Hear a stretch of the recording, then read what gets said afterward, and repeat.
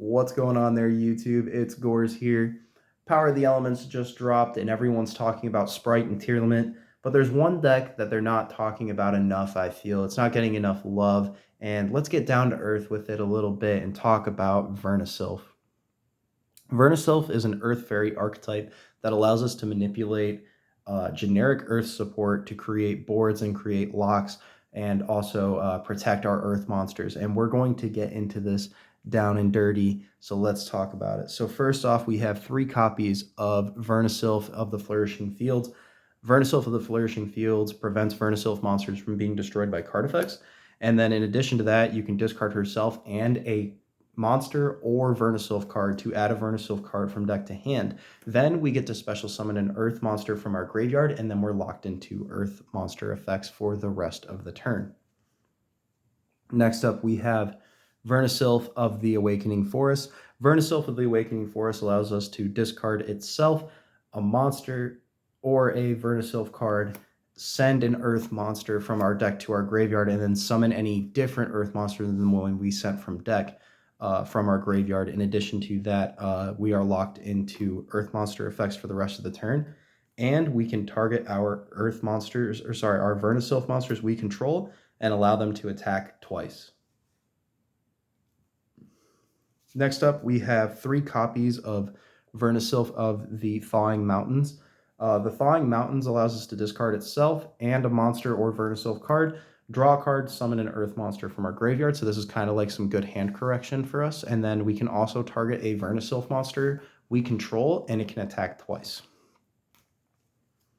Next up, we have Vernusylph of the Flowering Fields. This prevents our Vernusylph monsters from being targeted by our opponent's card effects.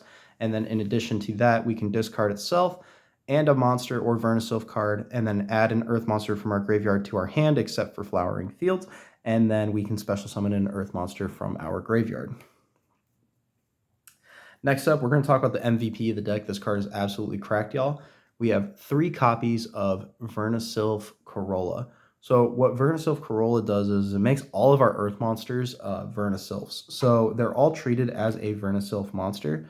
So that means our Vernusylph of the Awakening Forest can allow any generic Earth monster to attack twice. Thawing Mountains can double the attack of any Earth monster.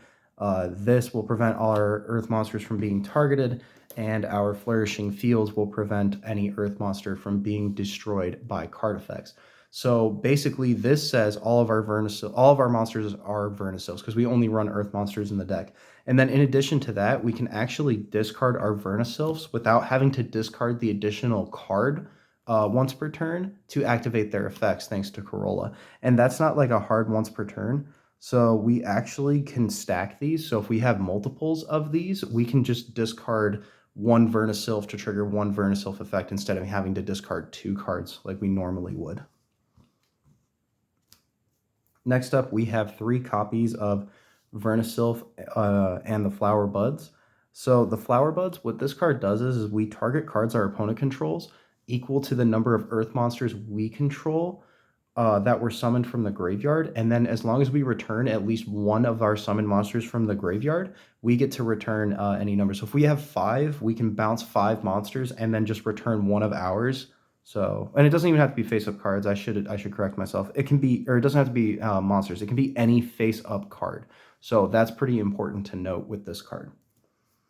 Next up, we have the Vernusylph and the Changing Season. So what Changing Season does is it lets us target a Vernusylph in the graveyard and either add it to our hand or special summon it. And then while it's in the graveyard and we have no cards in our hand and it's our opponent's turn, we can banish it from the graveyard and summon any number of different Vernusylph monsters. And then at the end of the turn, they all get returned to our hand, which means we can use them the following turn to discard and then summon Earth monsters.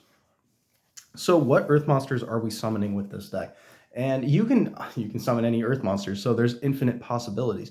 But the one that is definitely standing out is Therion King Regulus. Regulus is an Omni-Negate for us, and we can actually summon it off of any of our Vernusylphs. And then when we have Corolla, we can make it double its attack, putting it at 5,600. We can make it attack twice, which means if it's doubled and it attacks twice, it's dealing 11,200 damage by itself. And then, like I said, it's just an Omni-Negate for us. And we can also summon it when we have multiples going to 35, dealing 7,000, 14,000 damage, whatever we got to do to just make our opponent not have a fun time. And then we have the 2 copies of Therion Dyscoloseum, just so we can search this and then protect the next Earth monster we play, which is Fossil Dyna Pachycephalo. So Pachycephalo prevents either player from special summoning, and as long as we have the Dyscoloseum with the Regulus and the Fossil Dyna, this is our general board that we're trying to end on. Being able to protect us from being destroyed by battle pretty much makes it to where our opponent has to have something like Droplet or Impermanence. And even if they have Impermanence, if we happen to have our Flowering Fields in play, preventing this from being targeted, that can get pretty obnoxious for our opponent to deal with this Fossil Dyna. And let's say they do happen to resolve something like Droplets, we can just use our Flower Buds to bounce our cards and then bounce our opponent's cards. So it's so much for our opponent to be able to play through. So another cool little Earth trick we have in the deck is our Dino Wrestler Pankratops. So we can summon Pankratops, attack, tribute, pop a card, and then summon it back, pop a card. Or we can use it as fodder and then summon it back and then just be sitting here with our Pankratops and our Fossil Dyna being able to destroy stuff and making it a really bad day for our opponent. In addition to our little Earth tricks, we also have a little trick that in our extra deck with this card, Recover. So we are running Pot of Prosperity in this deck. So sometimes if we open up the Fossil Dyna, we can send this to the graveyard, summon this back with a Vernusylph, and then synchro into Naturia Beast, which just makes it to where our opponent has to deal with Naturia Beast. And some decks just can't handle it. Like decks like Sky Striker have a really, really hard time outing a card like Naturia Beast. And this just gives us access to it. And then our really fun trick that I've been enjoying is Flint Kragger and Fossil Fusion. So Kragger allows us to discard a card and then send a card that lists Fossil Fusion from our extra deck to the graveyard. And we can send one of the ones that lets us add Fossil Fusion from deck to hand. And then we can send this to the graveyard, burn our opponent for 500, and if Fossil Fusion's in graveyard, we can put it back into the any of our banished Fossil Fusions back into the graveyard. So that actually helps, and then the burn damage in time is kind of cheeky too. The Fossil Fusion just gives us access to being able to break boards, and it also prevents our opponent from targeting the special summon monster. And then in addition to that, if our fossil monster would be destroyed by battle or card effect while this is in the graveyard, we get to add it back to the hand. So it's just a bit of floating that this deck kind of needs. Because if our opponent cracks our board or if we're going second, we need a way to be able to break boards too. And I've just been enjoying this version. It's a lot of fun. And then next up for our generic spells, as I said, we are playing 3 copies of Pot of Prosperity. Pot of Prosperity, our deck has like not a lot of need for specific cards, but it has a need to have multiple monsters in our hand to be able to pop off. Or being able to search our Dyscoloseum or our Regulus is just so important. So I highly recommend this card to you guys. If you can't afford it, if it's not necessarily the most affordable card, a good option is actually Ausa the Earth Charmer, because she can search any of our stuff, but just keep in mind that this is going to be a -1. And then for our format cards, you might have noticed that there's no hand traps in this, and it's just because Sprite and Tier Limit can just play through so many hand traps, especially if they're playing like a Shaddoll version of Tier Limit or they're playing the Frog version of Splight. They really don't care about what we're doing too much when we're trying to interact with them. They can always play around Nibiru and stuff like that. So I'm actually opting to play Dark Ruler No More and Droplets.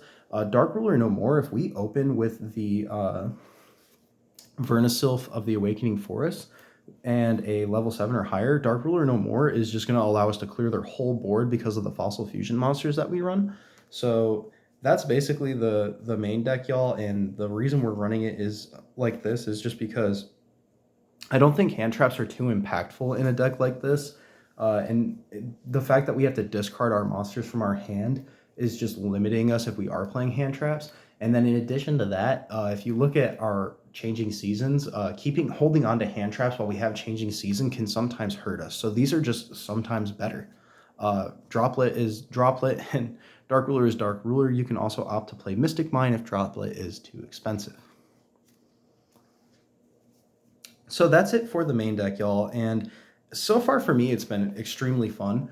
I really think a card such as uh, Winter Cherries, Ghost Reaper and Winter Cherries is going to be really good. So 4 slots in my extra deck are dedicated to prosperity targets, but also side decking Winter Cherries for when we win game 1. So for me, it's just the Michaelis, the Chichow, the Hulk, and then when I can, I will be playing the Totally Awesome. So, or the Splight Giant. Next up, we have the Ausa. Just because we're running a generic Earth deck, and we do get locked into Earth effects, and then she can also search. So sometimes we just need to make this. It doesn't really ever come up. It is one of our prosperity targets. So next up, we have the little Zeus package that we like to play, which is the Virtual World Jaja, the Zeus, and then the Downward Magician. The Jaja just being able to prevent stuff from being destroyed by battle, and then being able to make the Downward on top if we don't use the effect, and the Zeus. But the Downward is our 6th prosperity target usually.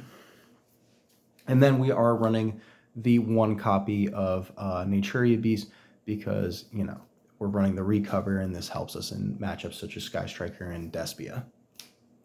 And then finally, for the fossils, we're running 2 copies of Skullgar, 1 copy of Skull Convoy, 1 copy of Skull Buggy, 1 Skull King, which can actually summon monsters from our opponent's graveyard on our opponent's turn, which sometimes can be really obnoxious for our opponent. And then the 1 copy of Skull Gios. It's a 3500 that does piercing damage. And then if it battles an opponent's monster, we get any damage that's inflicted to our opponent is doubled. So we can just make this and then punch for 7,000 sometimes. Or if we make this with Corolla, we can double its attack and then swing for 14,000. And if we have Awakening or the Thawing Mountains, we can actually attack twice. And then it's going to be doing double twice. So it's going to be dealing 7,000 double damage, which is 14,000 twice, which is actually 28,000 damage in this deck. So really enjoy that personally. 28,000 damage can actually get pretty out of hand for most people. Other than that, there's really not too much more to talk about. I'm definitely going to be delving deeper into this archetype and finding out what other combos we can make. X-Sabers are Earth, Madolches are Earth, which there's already a video on YouTube from the Madolche build. But there's so much we can do with this, y'all. It is generic Earth support. It's probably some of the best generic support we've gotten in a long time. And I'm really excited for this Power of the Elements season. I felt like Yu-Gi-Oh! Has just been in a very chaotic place lately, and I love it, and I love that it's going to get even more chaotic, y'all. So thank you guys so much. Make sure you guys smash the like button and the subscription. Turn on the bell if you like the videos. Definitely enjoy having all of you guys in my comment section, so definitely put some more comments in that. If you guys want to see some combo tutorials of the deck, make sure you smash the like button, y'all. Thank you guys so much for getting me to 450 subscribers. This is Gores, signing off.